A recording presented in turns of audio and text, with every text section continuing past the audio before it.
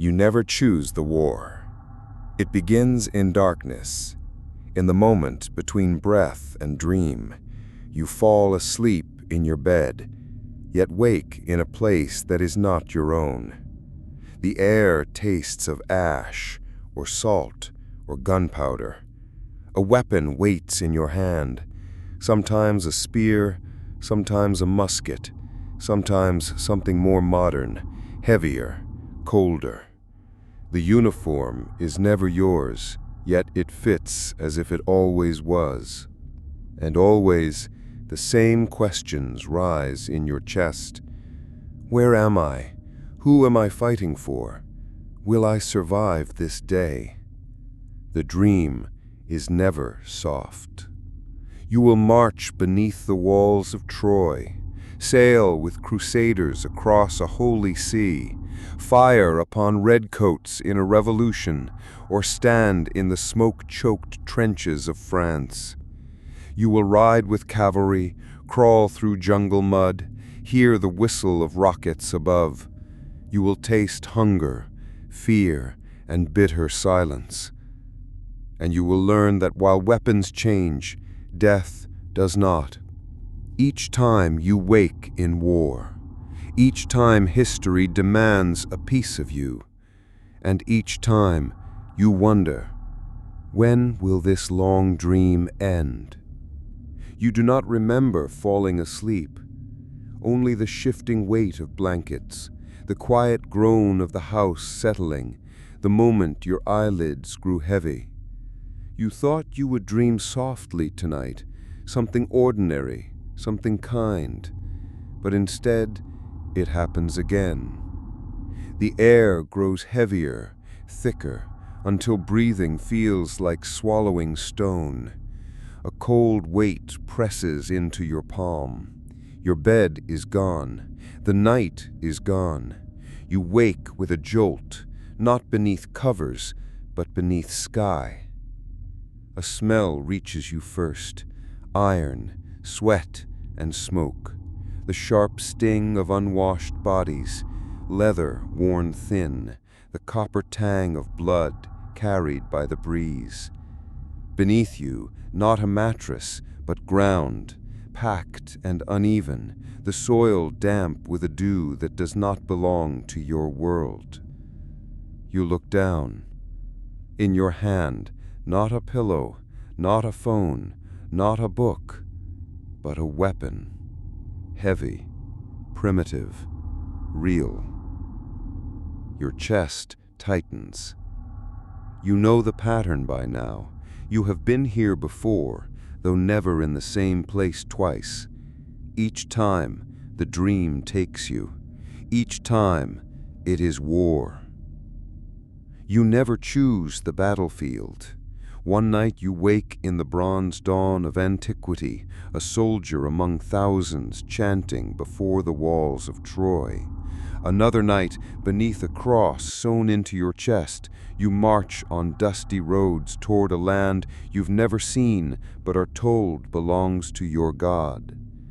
Then suddenly you are in a coat of faded blue, shivering in some colonial winter, musket clenched, your hunger sharper than your will to fight.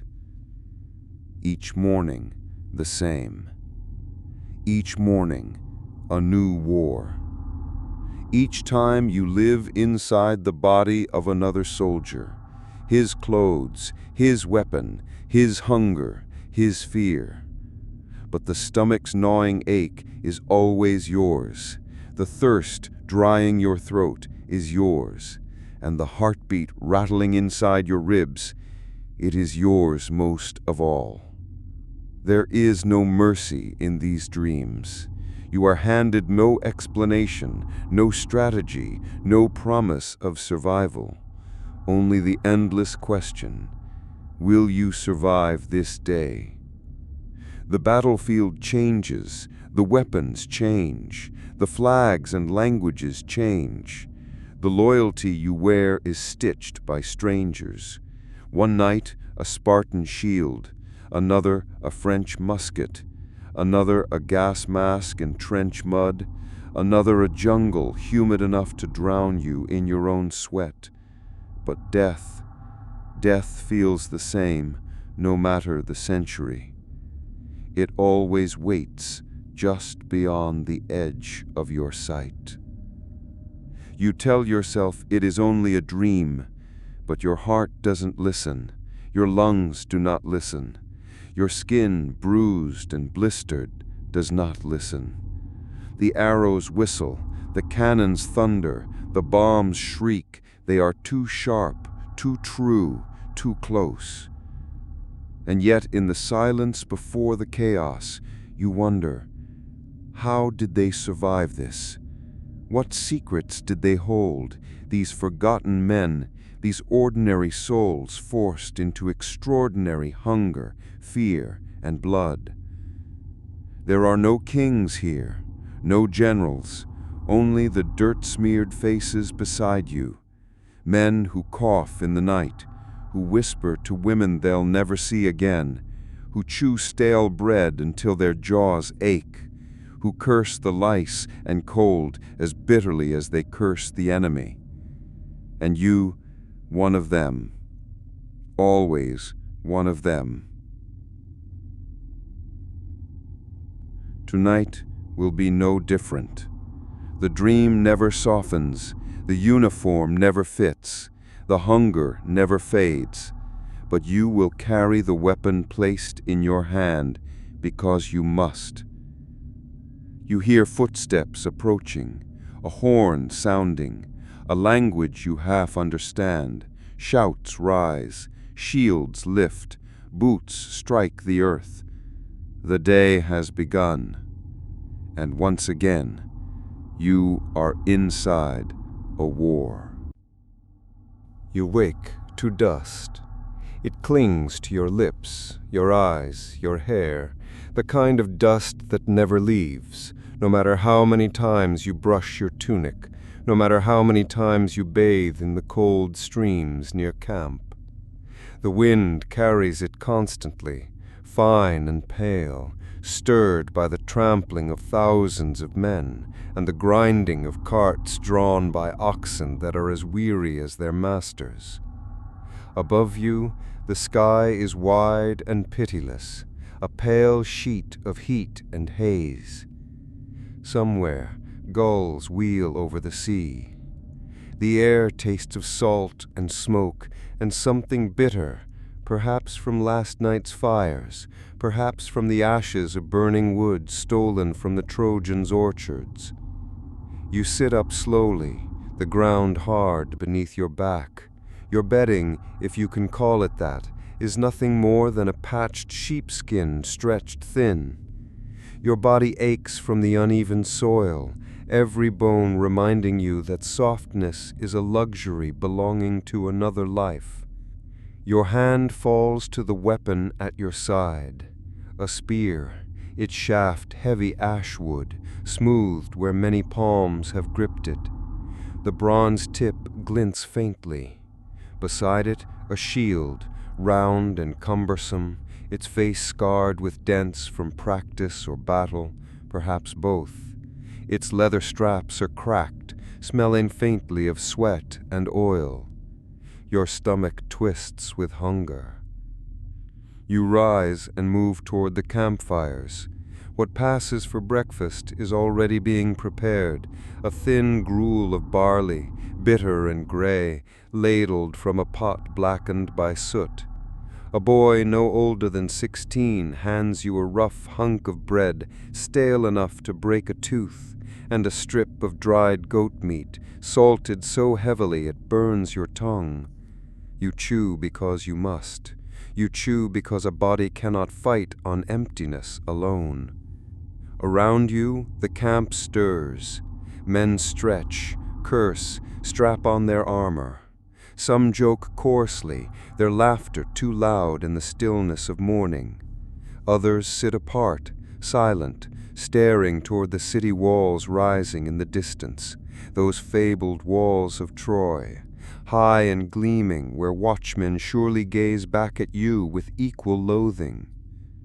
You wonder how long this war has dragged on. Years, they say, long enough that children have grown into men while their fathers swing swords in foreign dirt. Long enough that homes across the sea wait with empty hearths, wives and mothers unsure if they are widows. Long enough that even the gods seem weary of the slaughter. The horn sounds, a long, low note that vibrates in your ribs. Instinct moves your body before thought does. You lift the shield, adjust the straps, slide the helmet over your head. The bronze is hot already, pressing down, narrowing your vision to a slit of light. The army forms, thousands in rows, shields overlapping like scales, spears upright and gleaming. Dust rises in clouds beneath stamping sandals, the ground shudders with the rhythm of so many feet. You march, step by step, toward the walls, toward the waiting gates, toward the line of Trojan defenders already arrayed in glittering armor, their cries carrying across the plain like the call of some ancient beast. And then you feel it, fear. It grows in your chest like a fire, choking and consuming. Your throat dries, your hands shake, the shield grows heavier. You glance at the man beside you, his face half hidden by helmet, and see the same fear flickering in his eyes. But you cannot run. You cannot lay down your weapon. To falter is to invite the spear in your back, or worse, shame before men who will speak of your cowardice long after your name is forgotten. Honor is sharper than fear. At least, that is what they tell you. The horn sounds again, and then the world erupts. Shouts rise like thunder. The clash of bronze against bronze deafens you. Spears thrust, shields crack, men fall. Dust brines you, blood sprays across your cheek, hot and metallic. A body slams into you, knocking you back, and for a moment you are certain you will fall, certain you will be crushed beneath the tide of men. But you stand. You thrust the spear. You do not know if it finds flesh or wood or air. You push forward, your shield pressed against another, breath ragged beneath your helmet. The world narrows to sound and motion, grunts, screams, the sickening crack of bone. Time loses meaning. The sun shifts overhead. Sweat pours into your eyes, stinging. Hunger gnaws, but you cannot stop to eat. Thirst dries your tongue, but you cannot drink. The only rhythm is fight, retreat, push again. By nightfall, you are alive. Barely. You slump against a broken cart at the edge of camp, hands trembling, shield dented, spear splintered. Around you, the moans of the wounded rise like a grim song. Fires burn, casting long shadows. Someone ladles water into your hands, and you drink greedily, though it tastes of dirt and smoke. You survived this day, but tomorrow the horn will sound again, and you wonder, quietly, in the pit of your heart, how long until your luck breaks. You wake to the crunch of gravel beneath boots. The earth is pale and dry, the color of old parchment. A horizon of dust stretches before you, broken only by the faint outline of walls in the distance, stone towers glinting beneath a merciless sun. You taste sand already, clinging to your teeth, gritting in the corners of your mouth. A cross is stitched across your chest, crude threads pulling at worn wool. Your body is wrapped in a patched tunic, rough against the skin. The chainmail beneath presses heavy on your shoulders, biting at your collarbone. You shift beneath its weight, and the sound it makes, metal rings rubbing, feels like a constant reminder. You are no pilgrim now. You are a soldier. Your weapon is simple. A sword, its hilt worn smooth, its blade nicked with old scars. Hanging at your side, it feels heavier than bronze, heavier than wood. Not because of the iron itself, but because of what it asks of you. You are hungry. Hunger here is different than hunger at Troy. At Troy, there was barley and goat meat, thin but present. Here, rations dwindle quickly, stretched across the long march through lands where the people hate you, fear you, and will not feed you. For breakfast, you gnaw on hard bread, stale to the point of cracking teeth. You soften it in a cup of watered wine, cloudy and sour, barely drinkable. Beside you, another man chews salted pork so tough it might as well be leather. He laughs bitterly as he tears it with his teeth. "The body of Christ tastes better than this," he mutters, and no one corrects him. When night comes, sleep offers little comfort. The ground is jagged with stones, the air alive with biting insects. You curl into your cloak, trying to block the wind. The snores of men around you blend with coughs, with prayers whispered in Latin, with cries in languages you cannot understand. Some men dream of Jerusalem, others dream of home. But you are caught in the middle, uncertain which dream would save you. As you march, you pass villages, some deserted, doors broken, wells poisoned, others still inhabited, where gaunt faces peer from behind shuttered windows. A child clutches her mother's hand, eyes wide with silent terror as your column tramps by. One of your companions spits into the dust. "Infidels," he says, "better their mouths starve than ours." His words are bitter, but you notice how his gaze lingers on the breadbasket clutched in the woman's arm. You too are tempted, because hunger is louder than principle. Hunger whispers, "Take it, survive." Later, when the horn sounds and your column halts, the commander gives the order to raid. The men surge forward, some with laughter, some with snarls. Doors are kicked down, food seized, animals dragged away. A man resists. He is struck down with a mace, his blood dark against the dust. A woman cries out, pleading in a tongue you do not know, but her voice is clear enough. "Mercy, mercy, mercy." You stand frozen, sword at your side. This is your dilemma. Do you join them, filling your stomach, assuring your strength for the march ahead?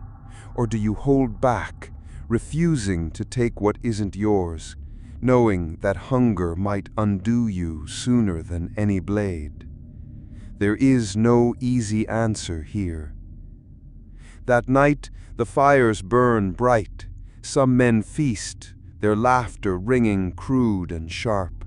Others sit in silence, chewing scraps, staring into the flames as though they see their sins dancing there. You taste only a mouthful of bread, dry and bitter. You do not know if you will be stronger for it or weaker. The days stretch into weeks. The march continues. Sunlight scorches your neck. Your boots, stiff leather, rub your feet raw until blisters burst and bleed. Each step is agony.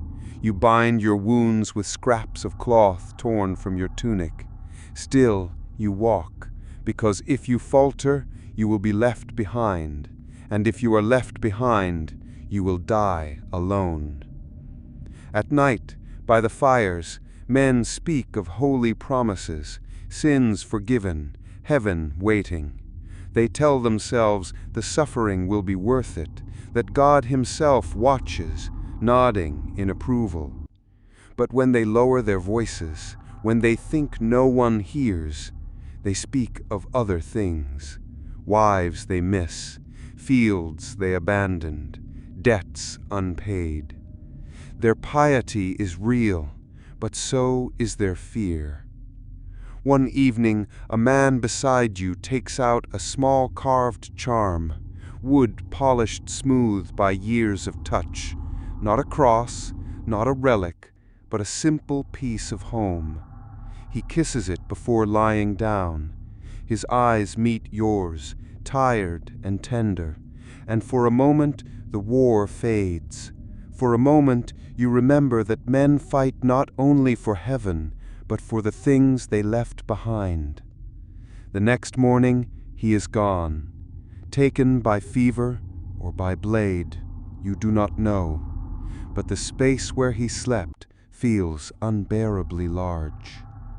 And so it continues, march after march, battle after battle, hunger, thirst, doubt, faith. The crusade is not golden banners and shining swords. It is the stink of sweat, the gnaw of hunger, the scrape of chainmail, the endless struggle to decide what kind of man you will be when survival demands you betray yourself. And as the sun sinks on another day, you ask yourself the same question you asked at Troy. Will you survive this night, to wake again in another war? You wake to cold. Not the crisp kind that sharpens your lungs, but the cruel kind that seeps into your bones and refuses to leave. Your breath curls into a faint cloud before your face. Around you, snow lies heavy, piled in drifts against tents stitched from canvas so thin they might as well be paper. Your uniform is not much better, a coat of faded blue, patched and fraying at the sleeves, breeches that once belonged to another man, torn at the knees, shoes, if they can be called that, so worn the leather splits at the toes, letting in snow, letting in water, letting in frost. The chill bites at your feet until every step feels like knives. Your weapon rests across your lap, a musket, long, wooden, heavy, its barrel blackened with soot. The flintlock glints faintly in the weak light. It looks strong, reliable, until you remember how often it misfires in damp weather, how often the powder clumps and fails. A soldier's life, you realize, is often at the mercy of damp gunpowder. You are hungry, always hungry. Breakfast is meager, a handful of flour mixed with water into a paste, fried on a pan until it resembles bread. Sometimes there is salt pork, fatty, sour, nearly rancid, but more often there is nothing. A pot of weak broth passes from hand to hand, each man sipping, hoping for more. Some chew on strips of leather when hunger grows unbearable. You've done it too, and found it no softer than the sole of your worn shoes. The camp stirs slowly. Men rise, coughing, pulling cloaks tighter around their shoulders. Their faces are pale, their beards unkempt.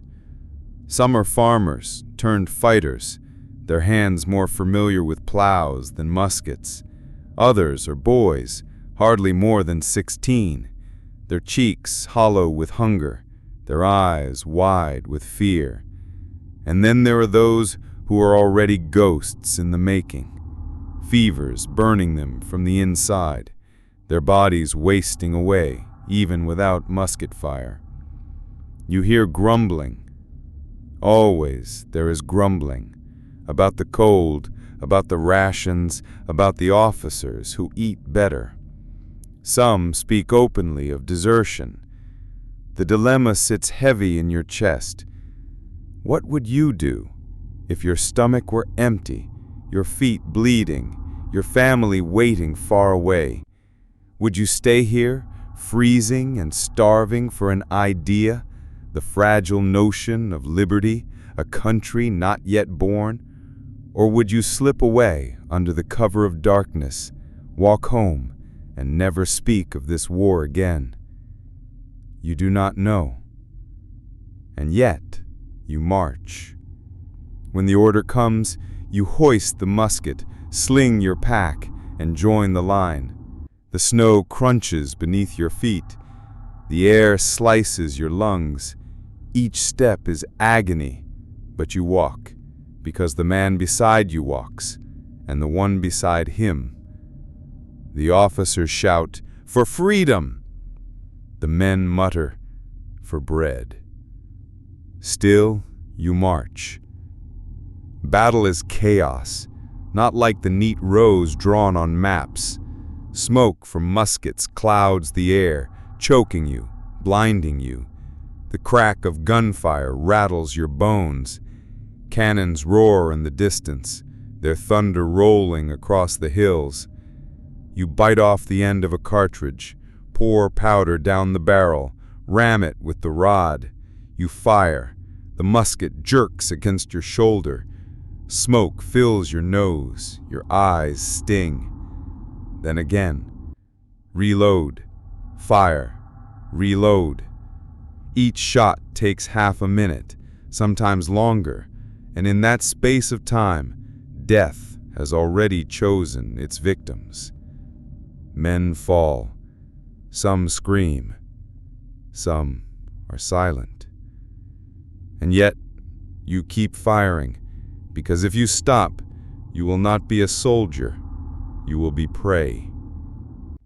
At night, you huddle by the fire, if firewood can be found. You wrap your arms around yourself, teeth chattering, eyes fixed on the embers. Someone sings softly, a ballad from home, a tune of harvest and fields. His voice cracks, but the sound warms you more than the flames. In the flickering glow, you glimpse something you haven't seen in days. Hope. It is fragile. It is stubborn.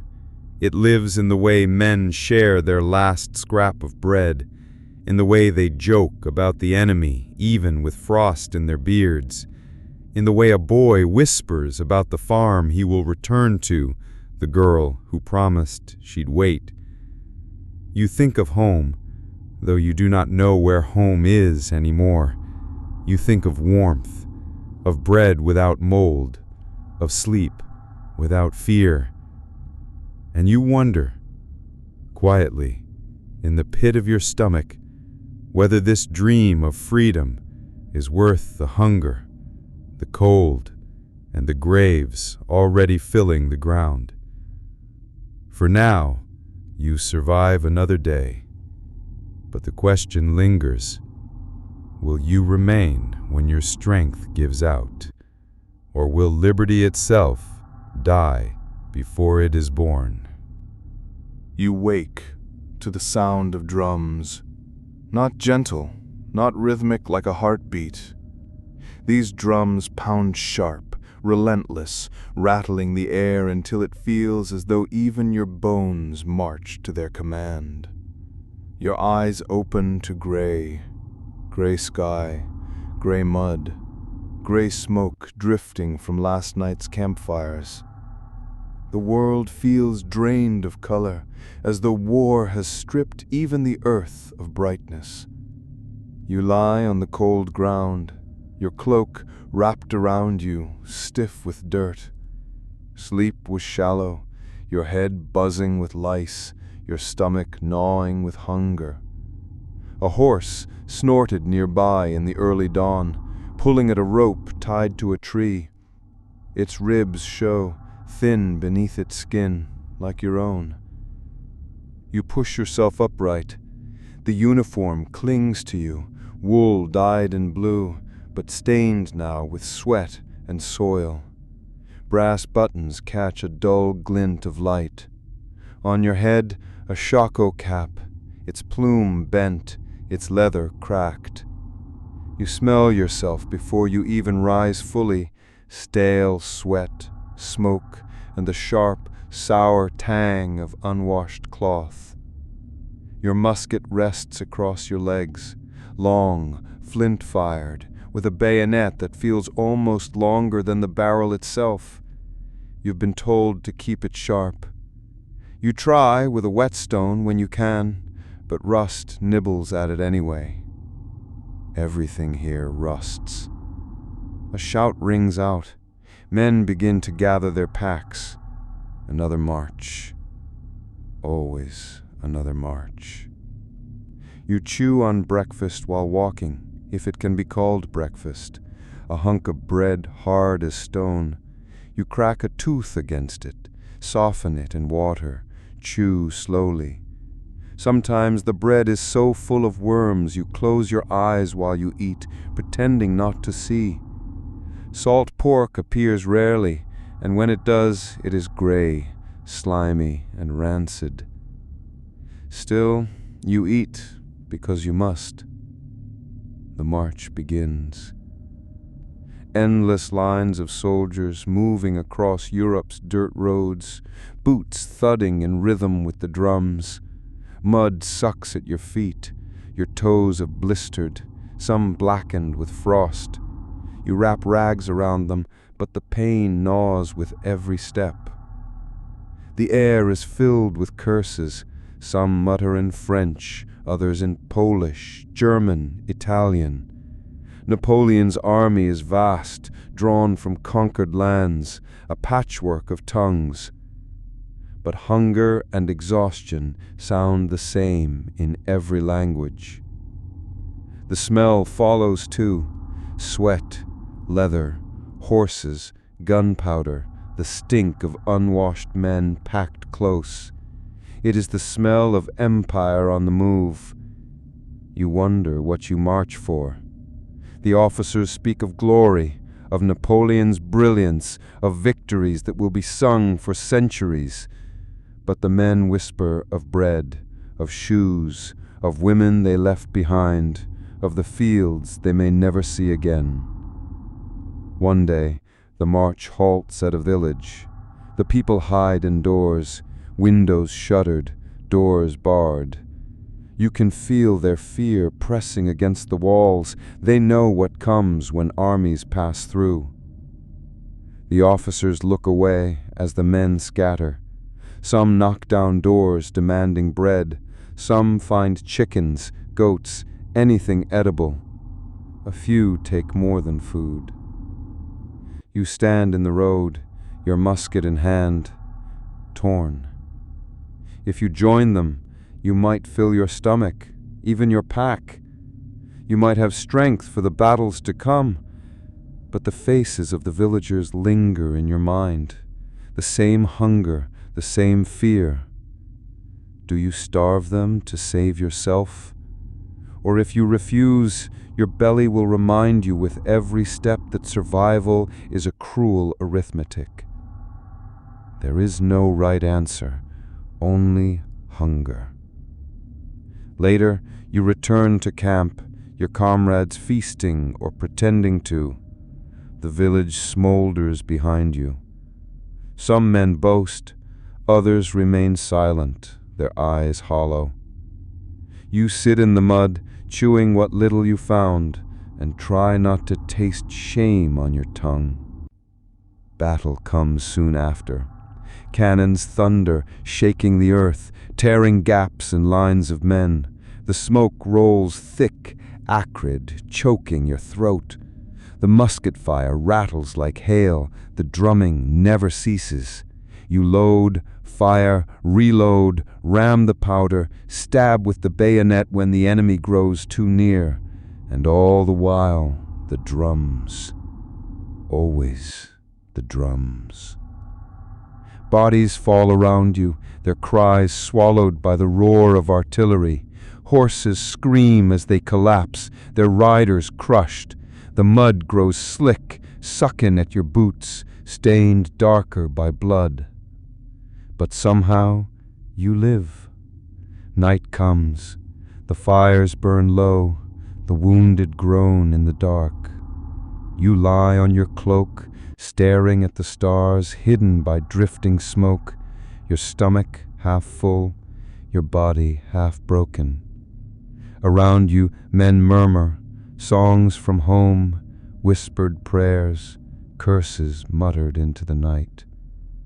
And once again, you ask yourself, is this glory, or is it only hunger in a different uniform? You close your eyes, the drum still echoing in your skull, and you wonder where you will wake tomorrow. You wake to the sound of voices, not foreign tongues, not the sharp commands of distant empires, but the slow drawl of English, spoken in accents thick as molasses, some hard and clipped, some lilting and southern, some coarse and nasal, but all of them familiar. That is what makes this war different. The enemy speaks the same language. The enemy prays to the same God. The enemy sings the same songs, and yet he is the enemy all the same. You open your eyes to the thin canvas of a tent overhead, patched and sagging under last night's rain. Drops fall through the seams, landing cold on your cheek. You sit up and brush the dirt from your coat. The color startles you. Sometimes it is Union blue, sometimes it is Confederate gray. You never know which it will be when you wake. The cloth scratches the same either way. The buttons are tarnished. The boots, if you have them, are worn to the sole. If not, you wrap your feet in rags and hope the march doesn't tear the skin from your bones. The musket waits at your side, long and heavy, its bayonet glinting faintly in the weak dawn light. The smell of black powder lingers from yesterday's battle. Your stomach growls. Breakfast is what the soldiers call slapjack, a flat cake of cornmeal cooked on a tin plate, barely more than ash and grit. Sometimes there is bacon, more fat than meat. Sometimes coffee, though real coffee is rare. Instead, chicory root or roasted acorns are boiled into a bitter, black liquid that pretends at being coffee. You drink it anyway. It is warm, and warmth is something. Around you, the camp stirs. Some men joke, their voices forced too loud, trying to hide their fear. Others write letters by dim light, scratching words onto paper that may never reach home. A few sit quietly, staring into the embers of the fire, lost in thoughts they'll never share. Last night you slept on the ground, sometimes in a tent, sometimes under open sky, sometimes with only a blanket between you and the earth. The ground is always damp, always hard. Your body aches from it, but you are too tired to complain. You glance at the men beside you. One cleans his rifle with meticulous care. Another hums a tune, a lullaby his mother used to sing, though his beard makes him look older than the song deserves. Another clutches a small Bible, lips moving silently over words of comfort. And then the call comes. Drums again, but different now, slower, steadier, echoing across fields and forests. The march begins, boots in rhythm, feet dragging through mud, the sound of canteens clinking against belts. The flags unfurl, stars and stripes on one side, stars and bars on the other, and you cannot help but wonder what madness drives men to kill their neighbors, their cousins, their kin. The battle begins with cannon fire. The earth shakes, smoke rises in thick clouds, choking, acrid. The air fills with the metallic taste of gunpowder. Muskets crack, bayonets gleam, horses scream as shells tear through the lines. You fire, you load, you fire again. Each shot is a prayer that your musket won't jam, that the man charging towards you will fall before you do. And then, sometimes, the fighting grows too close for muskets. The bayonet flashes, steel meets flesh, and you realize, in the heat of it, that the man before you looks too much like you. His face dirt-streaked, his eyes wide with the same terror. He could be your brother. He could be your reflection. The lines break, reform, collapse again. The cries of the wounded fill the field long after the guns go silent.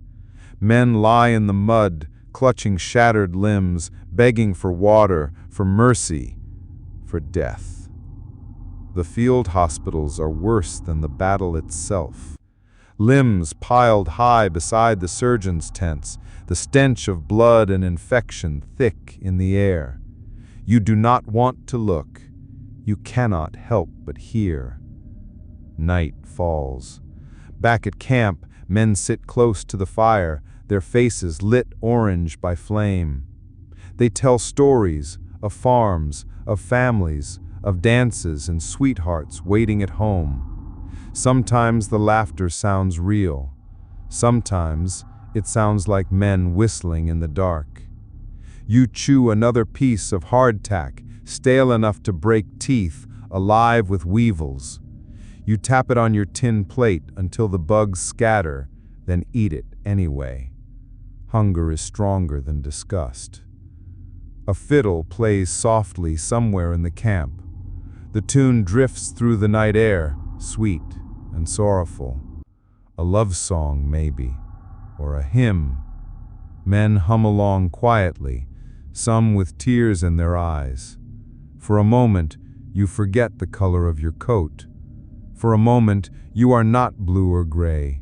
You are only human, aching, longing, praying for peace. You lie down on the hard ground, pulling your blanket tight, staring at the stars above, and you ask yourself, what is unity worth? What is freedom worth if it tears a nation in two? You do not know, but you know this: when dawn comes, the drums will sound again, and you will march. You wake to mud. It is the first thing you notice, mud pressed against your cheek, caked into your uniform, thick in the air with the smell of rot and damp earth. You lift your head and realize you are lying in a trench. Narrow walls of dirt rise on either side of you, sandbags piled unevenly at the rim. Water trickles through cracks, pooling around your boots. The trench is alive. Rats scurry along the boards, fat from feeding on scraps, and sometimes on the fallen. Lice crawl in the seams of your uniform, biting, itching. The stench of sweat, rot, and gunpowder lingers heavy, mixed with something sharper, the smell of fear. Around you, men stir awake. Some cough through ragged throats, others mutter curses, their voices hoarse from smoke and damp. Helmets tilt forward over their eyes, rifles rest across their laps. They look young, but their faces are already old. Your stomach is empty, gnawed by hunger. Breakfast, if it comes, is a tin of bully beef, salty, greasy, nearly inedible, or hard biscuits hard enough to break teeth. Sometimes you scrape mold off before eating. Sometimes you don't bother. Hunger is stronger than disgust. Above you, the sky is gray. The air is damp, heavy with drizzle. Every sound is magnified here. Boots squelching in mud, the scrape of metal on wood, the low murmur of voices. And somewhere beyond the trench wall, thunder, not from the sky, but from guns. Artillery begins. The ground trembles, the sky flashes. Shells scream overhead and explode in the distance, sending up columns of earth and smoke. The noise is endless, crushing, like the world itself splitting apart. You press your helmet tighter to your head, your heart pounding in rhythm with the blasts. A whistle pierces the air. Men around you stiffen. Some cross themselves, some whisper prayers, some stare blankly ahead, already gone inside themselves. The whistle means only one thing: over the top. You climb the ladder, boots slipping on wet rungs, hands trembling. Then you are out of the trench, into the open. No cover, no shelter. Only a wasteland of shattered earth, barbed wire twisted like skeletal hands, craters filled with rainwater and bodies. The air reeks of smoke and blood. You run forward, rifle heavy in your hands, the mud sucking at your boots. Machine guns open fire. The sound is like tearing cloth, like death itself given a voice. Men fall around you, their bodies crumpling into the mud. Some cry out, some do not. You keep running, you cannot stop. Gas drifts across the field, pale yellow-green, carried low on the wind. Someone shouts, "Gas! Gas!" You fumble for your mask, pulling it tight over your face. The rubber grips your skin, the glass fogs with your breath.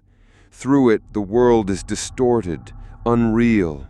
You hear coughing, choking, men who were too slow, men who will never breathe again. You drop into another trench, stumbling, gasping for air. The enemy is here, close, their faces as pale and terrified as yours. Bayonets flash, rifles crack at point-blank range. You fight not for cause, not for country, but for survival, for one more breath. And then, silence. When the gunfire ceases, when the smoke clears, the field remains. Torn earth, broken bodies, a no-man's land that seems carved from some nightmare. You sit in the mud, too exhausted to weep, too numb to pray. Night falls. You return to your trench. The rats scurry closer now, fearless, emboldened. The wounded moan softly in the dark. Somewhere a man sings, a broken, wavering tune, half lullaby, half prayer. It drifts over the mud, carried on the cold wind, and for a moment it almost sounds human. You curl against the trench wall, blanket damp, rifle at your side. Sleep comes fitfully, torn by dreams of explosions, of choking gas, of running and never reaching safety. And when you wake again, it is still mud, still rats, still war. And the whistle waits to sound once more. You wake to fire. The sky above you burns orange, blackened with smoke. The air shakes with the thunder of bombs. Somewhere nearby, sirens wail, a shrill, desperate sound that drills into your skull. You blink through the haze and realize you are in a city. Rubble surrounds you, bricks shattered, glass scattered like stars across the ground. Buildings stand hollow, their windows gaping like skulls. You hear crying, a woman's voice, distant, raw. Somewhere else a child coughs, choking on smoke. You rise, brushing ash from your uniform. You are not a civilian. You are a soldier. A British insignia glints faintly on your sleeve. A rifle rests in your hands, heavy with soot. This is the Blitz. Night raids come without mercy. The German bombers sweep overhead, their engines growling like wolves. Explosions tear through the city in waves, lighting the dark as if the world itself is aflame.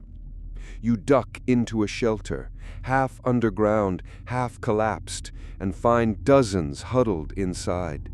Women clutch children, old men clutch photographs, soldiers clutch rifles.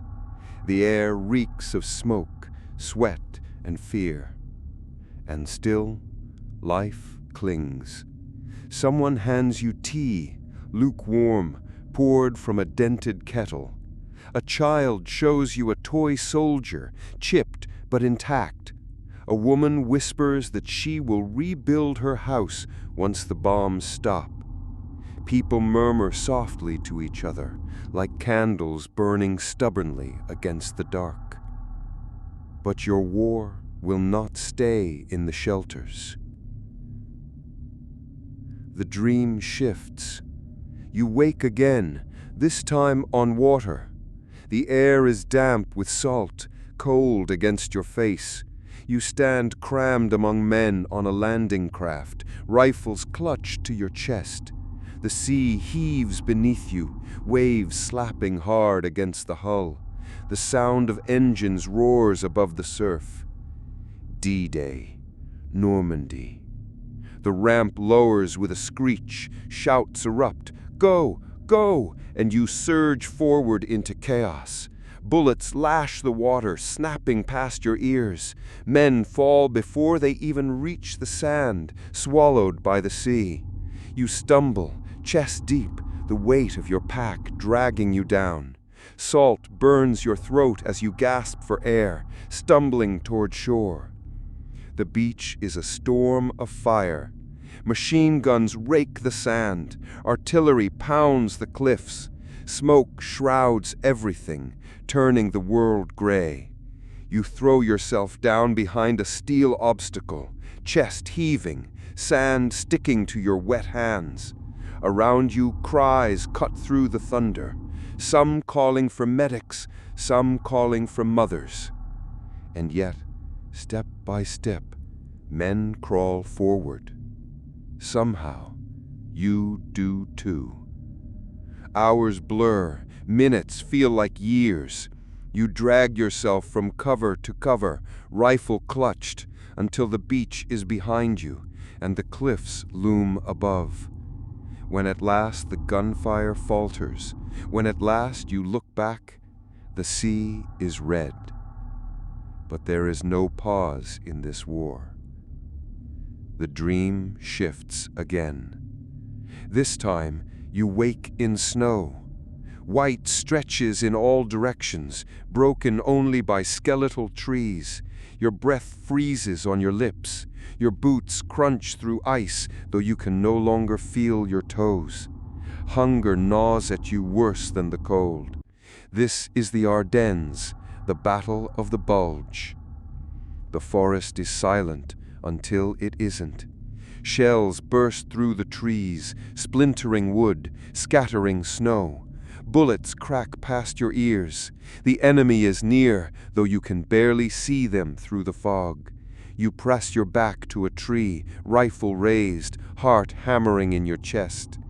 You fight, not only against soldiers, but against winter itself. Frostbite blackens fingers, hunger hollows eyes, exhaustion steals strength. Yet, in the midst of this frozen hell, a fellow soldier shares the last of his bread with you, hard as stone, barely edible, but offered with a shaking smile. War strips away almost everything, but not kindness. And then the dream changes once more. You wake in a jungle. Heat smothers you, thick and wet. Mosquitoes swarm your neck. The air stinks of rot. damp earth and sweat. You push through tangled vines, rifle heavy, uniform sticking to your skin. This is the Pacific. Here the enemy is unseen, hidden among trees, waiting. Each step might be your last. Disease stalks you, malaria and dysentery. The jungle itself feels like a predator, suffocating, endless.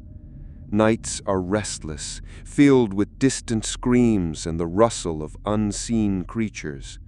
And yet, amidst the fear, there are moments of stillness. A bird call at dawn, a letter from home, creased and smudged, read and reread until the words blur.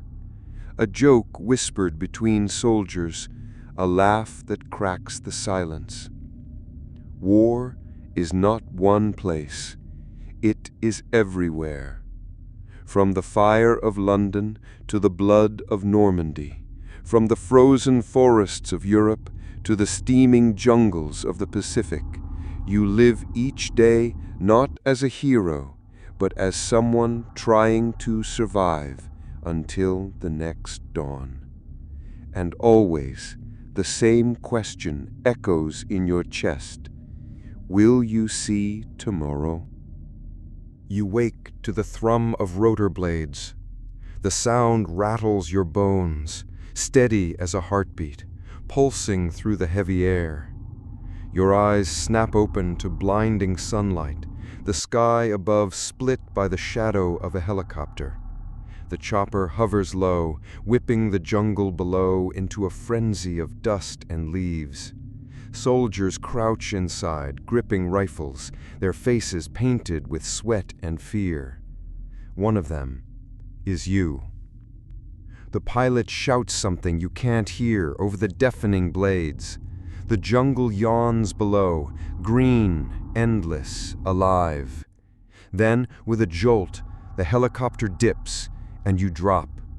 Boots hit the earth with a jarring thud. The air here is thicker, wetter, hotter than anything you've ever breathed. The smell is a mix of mud, rot, and gun oil.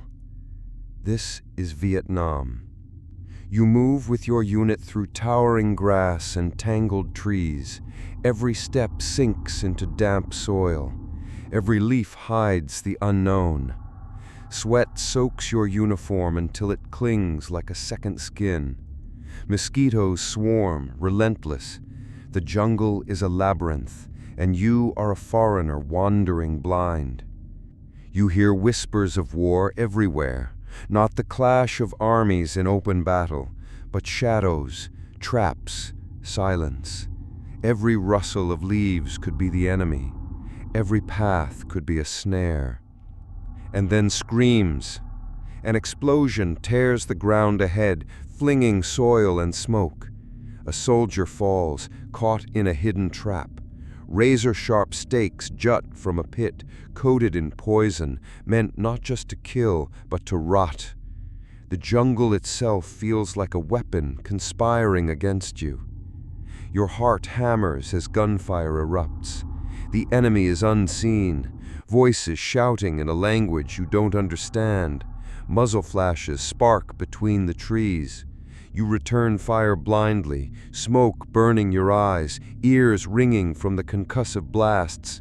You dive into the dirt, pressing yourself flat against the earth as the firefight rages. And then, silence. The jungle swallows the sound as quickly as it came. The enemy vanishes, melting into the trees. You rise slowly, chest heaving, ears still ringing. Around you, men check wounds, reload magazines, wipe sweat from their faces. The fight is over, or maybe it never really ends. Nights bring no relief. You try to sleep in a damp foxhole dug from mud, your body sinking into the earth. The air stays thick, suffocating, filled with the whine of insects.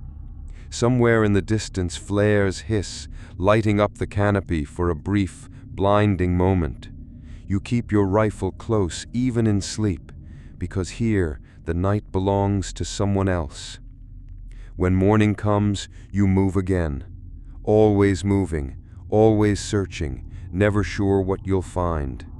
Some days it's villages, wooden huts, children barefoot in the dirt, women carrying water and silence.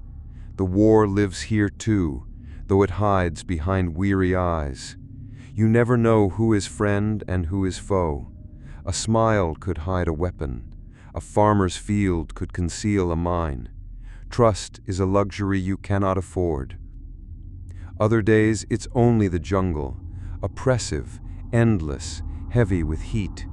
Your pack digs into your shoulders, your canteen runs dry, and your boots never quite dry out from the last river you crossed. Letters from home arrive sometimes, smudged and creased, words of love that feel like they belong to another life. You read them in secret, clutching the paper as though it could carry you home. Helicopters come and go. Sometimes they bring supplies. Sometimes they take away the wounded. Their engines are a lifeline, a tether to a world beyond this green prison. But every departure leaves you stranded again, swallowed by the jungle. And then there are the ambushes. One moment, quiet. The next, chaos. Gunfire from the trees, explosions from hidden mines, shadows flickering too fast to follow. Your ears ring, your heart slams, your breath catches. Training takes over where thought cannot. You move, fire, duck, scramble, survive. But survival is never certain. Every day in Vietnam feels borrowed. Each sunrise is a question mark, each sunset a victory. You measure life not in days, but in hours, in breaths, in the simple fact of still being here. And through it all, you feel something deeper than fear, exhaustion, not just of the body, but of the soul, the weight of a war with no clear shape, no clear front, no clear end. The jungle is eternal. The shadows never leave.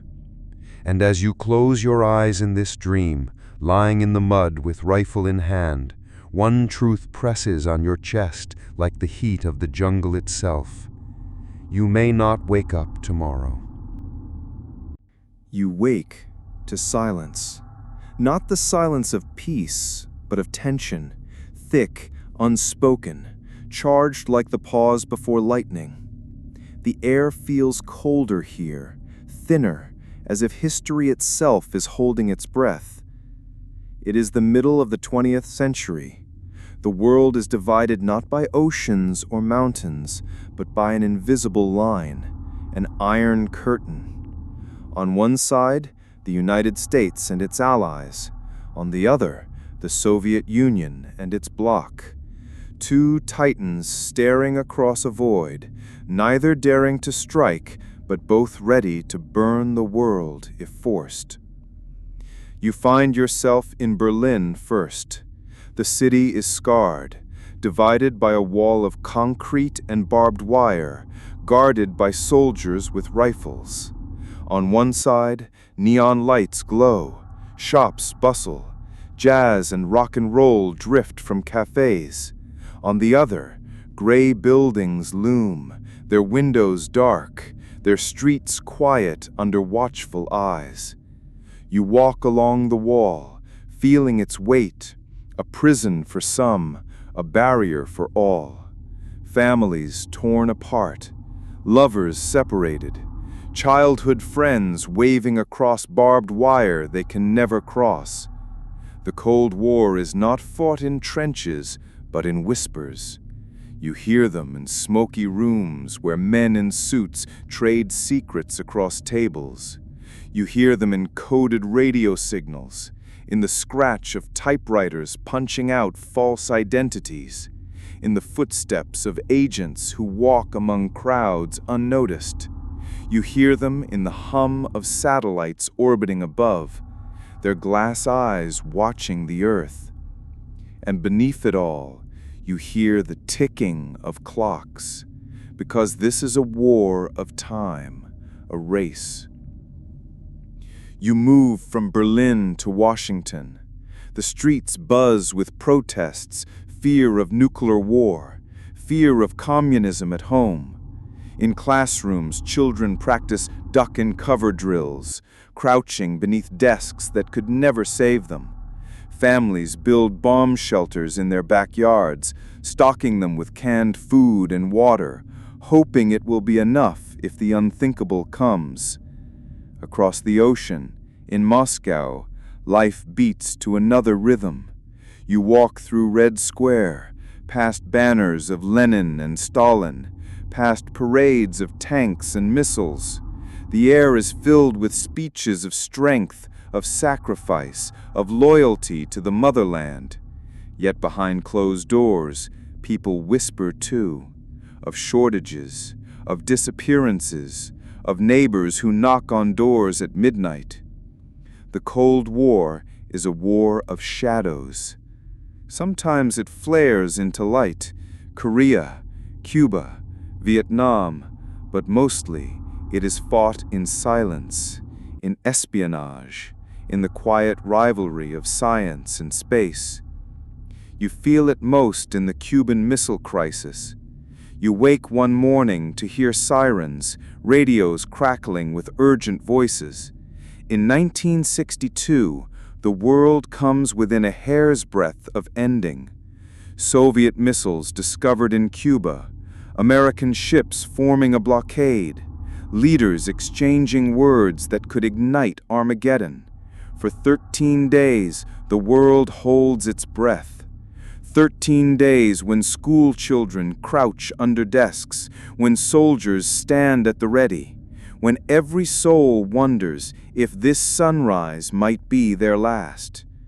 And then, retreat, compromise, the missiles withdrawn. The clock keeps ticking, but the world does not burn, not yet. You drift further into the hidden lives of spies. You slip into trench coats, slide unseen through alleys, pass secret notes in cafes, trade briefcases on park benches. You feel the paranoia in your chest, the fear of being watched, followed, betrayed. One wrong word, one wrong look, and you vanish into the machinery of secrecy. And yet, the Cold War is not only fear, it is ambition. You lift your gaze skyward. Rockets roar into the heavens. First, the Soviets launch Sputnik, a tiny satellite that beeps across the globe. Then Yuri Gagarin circles the Earth. Soon after, America sends men to the moon. Humanity stretches into the stars, not out of unity, but out of rivalry. And still, for a moment, you feel awe. Decades pass this way.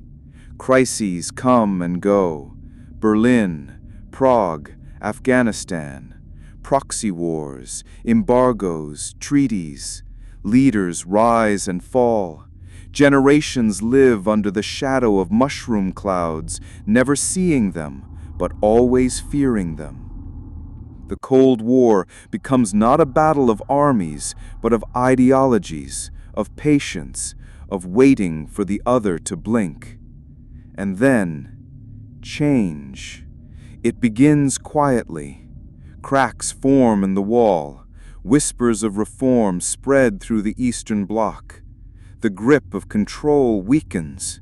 In 1989, you stand in Berlin again, at the wall that has divided so many lives. Crowds gather, first in silence, then in chants, then in shouts of joy. Hammers strike concrete, families reunite, strangers embrace. The wall crumbles piece by piece, dust rising into the night sky like smoke from a long extinguished fire.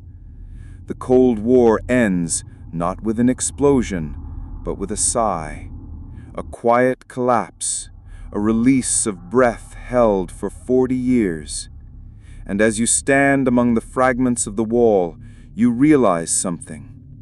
This war of silence, of fear, of waiting, was perhaps the most dangerous of them all, because it was not only about land or power, it was about survival itself, and survival was never guaranteed.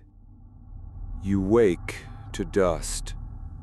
It hangs in the air like a veil, clinging to your throat, your clothes, your skin. The morning sun rises over jagged mountains, casting long shadows across valleys that have seen empires come and go.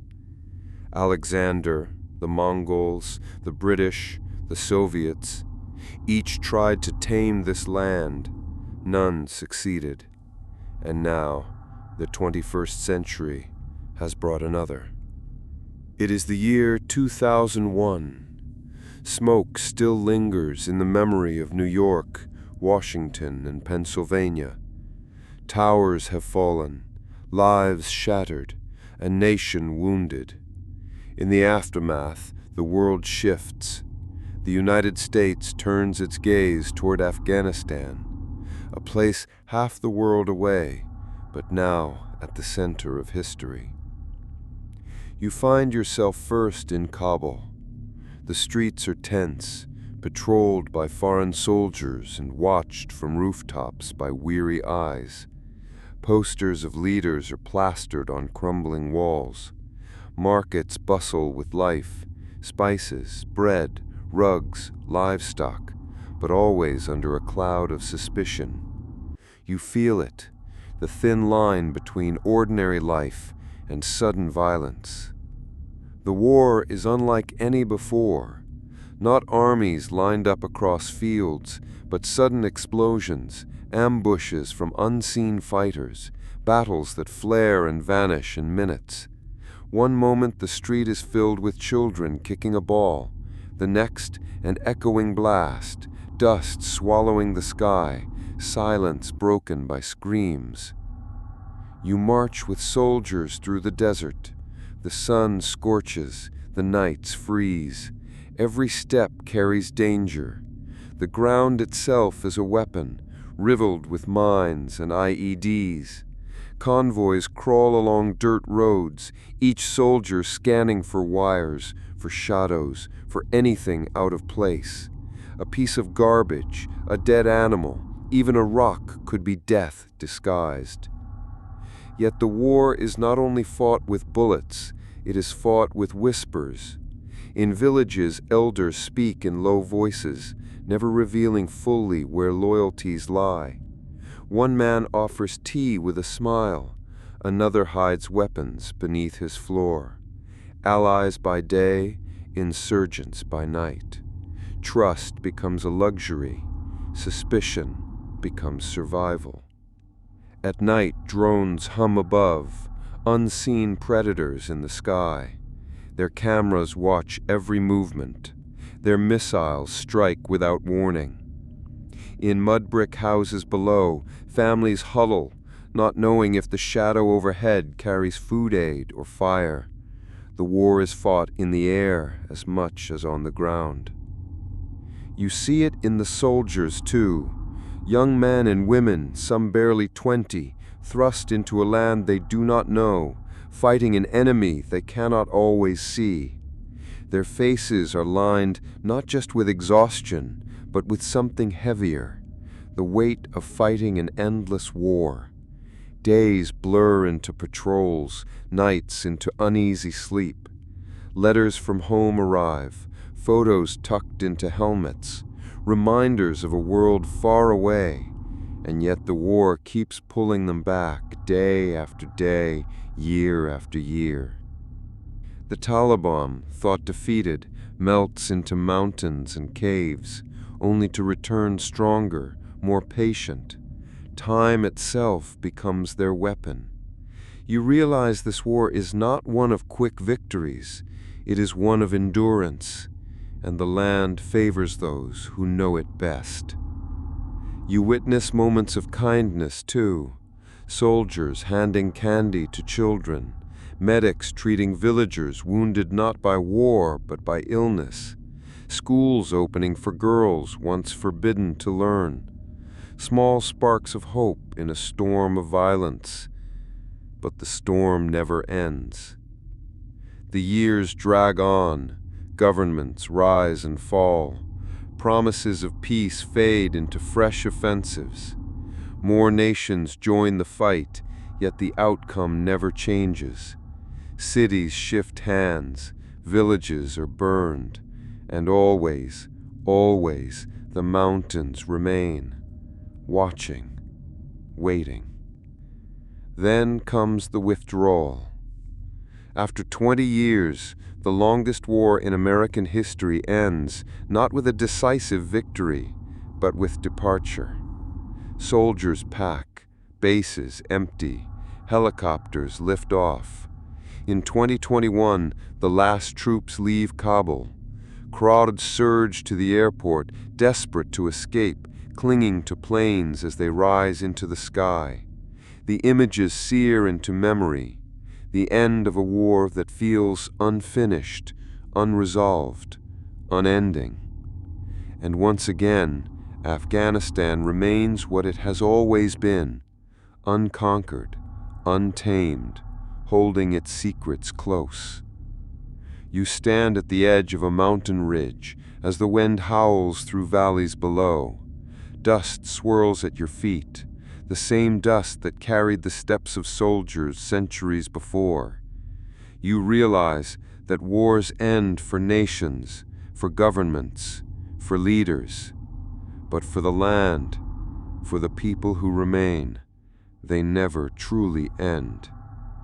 The dust never settles.